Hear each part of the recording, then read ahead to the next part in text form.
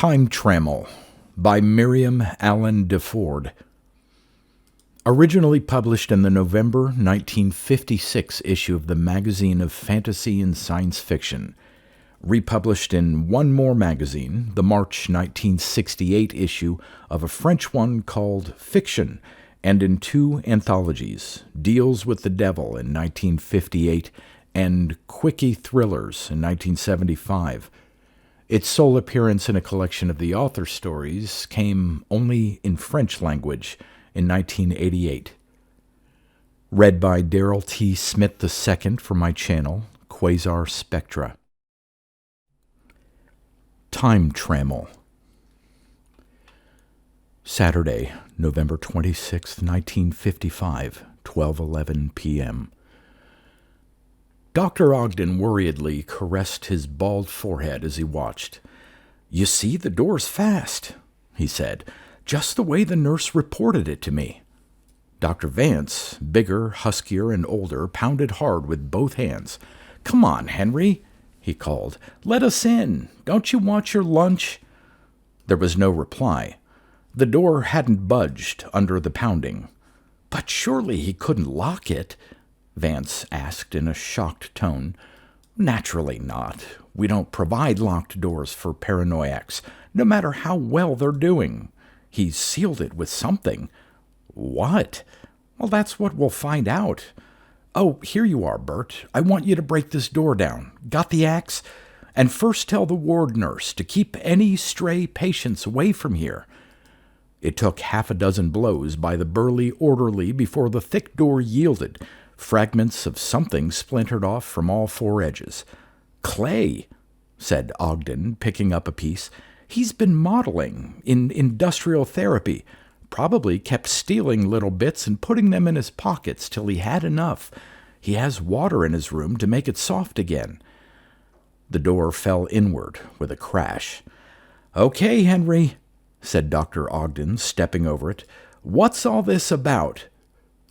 The room was empty. There was only the one door, and the iron bars on the one window were all in place. Dr. Vance tested each one deliberately to make sure none had been sawed through and reset. The three men looked at one another in incredulous dismay. "It's impossible," Ogden murmured at last. "He couldn't possibly get out. But he isn't here." "You needn't stay, Bert," said Dr. Vance. "And keep your lip buttoned up about this, here? Not a word to anyone if you value your job. I don't know the case, Doctor," he went on as the orderly left. "What about this man?" "Henry Albrecht," said Ogden. The shock had got him, and he sat down on the bed, shaking a little. "Engineer, aged 32. Been here 2 years, less than a month. Diagnosis, paranoia with schizophrenic tendencies. Violent when he first came, but he's been progressing steadily. Delusions?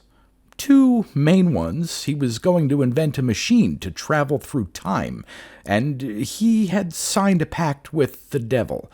Quite a combination. Contemporary science fiction and medieval superstition. Quite. At his last interview with me, he recognized them both for what they are. Paranoiacs are clever dissemblers, as you know, but he had me convinced he was practically ready for discharge. And now this. And where is he?" Dr. Vance laughed a little. "Has it occurred to you, Doctor, that if this man's delusions had really been true—" "Now don't you crack up on me, Vance. I've got enough to worry about as it is." "I said if. Well, where is he, and how do we find him? And his nice, safe $100 a week." Saturday, November 26, 1977, 12:14 p.m. "I see you managed it, all right," said the tall, thin, saturnine gentleman in the black suit and Hamburg. Henry Albrecht smiled grimly. "You took your time about it," he commented accusingly. "I had that room insulated from 9 this morning, right after breakfast." "You should have known you could rely on me. 10 years from now, It's 1977, by the way. You'll have invented your time machine. But right now, it had to be done by teleportation, and that's hard to fix.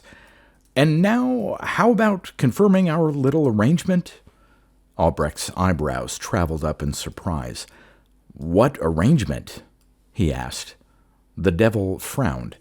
None of that now, Albrecht. You know better than to try to bluff me. If you want it in words of one syllable, you may recall that back in 1953 you and I had a little talk together. That time you accidentally spoke the incantation that summoned me. 8 words of more than one syllable in that statement, if you count 2 in 1953, said Henry imperturbably. The devil went on without listening to him. I told you then, you will remember, that your invention would be totally impossible until a man who was at that moment a junior in college had worked out a new mathematical synthesis. I told you that if you were willing to wait until I had time to attend to the matter, I could transport you to the date of his announcement, which was last week. Then you could go ahead and work on your machine, and 10 years from then, you'd have it completed. I even explained to you why you had to wait. I told you about the big backlog of cases I had already on hand, so that it would be 2 years at least before you could come in under the American quota. If you'd had the brains to wait quietly and keep your mouth shut, the whole thing would have gone through without difficulty. But no, you had to talk. So the natural consequence was that you found yourself in a mental hospital. And even then I didn't forget you. The minute they gave you a private room so I could talk to you alone, you remember that I appeared and gave you your further instructions. I know all that, said Albrecht grudgingly, though I still don't see why I had to go through all that hocus-pocus about sealing the door. You are a very selfish man, Albrecht, scolded the devil. Did you want to be teleported here in full sight of all those other poor creatures who are really crazy, and maybe set some of them back permanently so that they'd never recover? Besides, I've got another case coming up in that ward myself, and I didn't want him to get ideas that wouldn't apply to him. But why couldn't it have been done at night? And lose some poor nurse or orderly a job for having let you escape? This way they can't blame anybody. Oh, very well, though it's been no picnic in that place, I can assure you. But thanks anyway, old man, and now I'll have to see about getting established and starting work again. Just a minute, my slippery friend. You've conveniently forgotten the most important part of our conversation in 1953. Are you going to pretend that I did all this for you just out of the kindness of my heart, which incidentally is non-existent? You signed a pact with me, remember? Did I?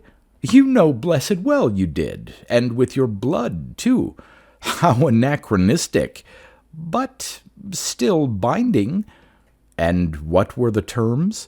You know them perfectly well. Don't think you can either cajole me or cheat me, young man. That just isn't done. I wouldn't dream of it, sir, but just to get the record straight, suppose you tell me again the terms of this alleged pact. The devil reached into the inside pocket of his coat. I have it right here, in red, rather rusty by now, and white. Very well, I'll read it to you. He drew horn-rimmed glasses from a black case and adjusted them on his high, thin nose. I, Henry Albrecht, he began, clearing his throat, hereafter known as the party of the first part, do hereby make, constitute, and establish with his satanic majesty. You understand, he broke off to say, that I'm not his majesty, may he reign forever, himself. I'm only a deputy, but an important official, I can assure you, young man, a very important one indeed. He continued reading. Hereinafter known as the party of the second part, the following agreement, contract, and pact, quote, Within 2 years from date, the party of the second part undertakes to transport the party of the first part to a time when antecedents necessary for the invention of a time travel machine shall have come into existence. The party of the second part also undertakes to ensure that the party of the first part will succeed in such invention, and that he will live in health, without injury, and insolvency during the period required for its accomplishment. In return, Albrecht, the party of the first part agrees herewith to render to the party of the second part all right, property, and use in or of his soul, spirit, personality, or individuality, provided that such right, property, and use shall be taken or made not earlier than 1 day following successful completion of said time machine. The party of the first part further agrees that on accomplishment of his transportation into future time, as aforementioned, he will sign a codicil testifying that the first provision of this contract has been accomplished, as promised, and reaffirming his agreement to perform his own obligation at the time appointed. End quote. That's what you signed, Albrecht, and I have added the codicil to the document. Now give me your left wrist so that I can draw the blood, and let's get the present formalities over with. So sorry, sir, said Henry Albrecht amiably.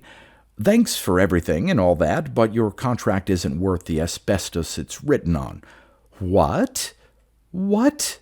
Why not? Sputtered the devil, his urbanity gone. Why do you think I did babble a bit about the time machine and about my pact with you? For the express purpose of being certified as insane. If you'll look up my record at the hospital, you'll find 3 psychiatrists judged I was completely paranoiac for at least 2 years prior to my commitment. An incompetent can't be held to a contract anywhere in the United States where this was signed. To be sure, I could be held to it if I were to recover, but now you've removed me from the whole time period when I was adjudged insane, so my record of incompetence can never be reversed. Too bad, old chap, but that's the way it is. I'll have you re-examined here and cleared. You can't. That would violate the term of the contract by which you guarantee my health. That includes mental health as well as physical. To examine me, even if I were cleared, would imply that there was a question as to my health. Otherwise, I wouldn't be needing any examination. Well, then I'll send you back there, choked the devil furiously. Oh, but you can't do that either. That would invalidate the promises made in the pact, and hence the pact itself. I'll get you yet, growled the devil, emitting sparks. Henry Albrecht grinned. Remember Lawrence Stern? He inquired conversationally. I imagine you've got him down there in your place. Next time you see him, tell him we're still quoting Tristram Shandy up here. Like this. Go, poor devil, get thee gone. With a stench, a blaze, and an angry roar, he went.